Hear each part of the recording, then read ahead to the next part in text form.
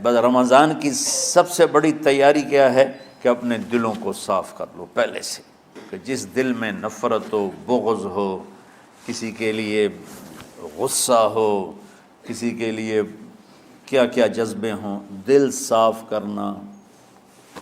ہمارے گھروں میں روزانہ جھاڑو ہوتا ہے، یہاں مدرسے میں روزانہ صفائی ہوتی کہ نہیں ہوتی؟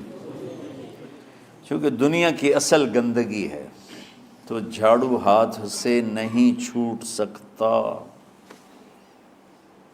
حرم شریف میں دیکھا کیسے چاروں طرف خدام پھر رہے ہوتے ہیں برش لے کر، تو دل پہ غبار ایسے آتا ہے جیسے صحن میں غبار آتا ہے، دل پہ گندگی ایسے آتی ہے جیسے صحن میں آتی ہے۔ تو ہم نے نظام بنایا ہوا ہے، لوگ مقرر ہیں وہ روزانہ جھاڑو دیتے ہیں۔ تمہارا دل ایک آنگن ہے، ایک صحن ہے، اس میں بغض، نفرت، حسد، پتہ نہیں کیا کیا گندگیاں آئیں گی اور آتی رہیں گی۔ بچوں ایک کام کرو، جھاڑو پکڑ لو، صاف کرو۔ یا اللہ معاملہ تجھ سے کرنا ہے، لوگوں سے نہیں۔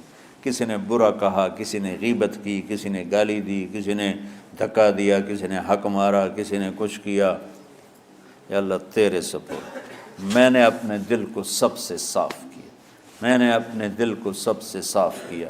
یہ اتنی بڑی عبادت ہے کہ بڑے بڑے نفلوں والے، تہجد والے، حج عمرے روزے والے تمہیں نہیں پکڑ سکیں گے، کیونکہ اس کا کرنے والا دنیا میں کوئی نہیں۔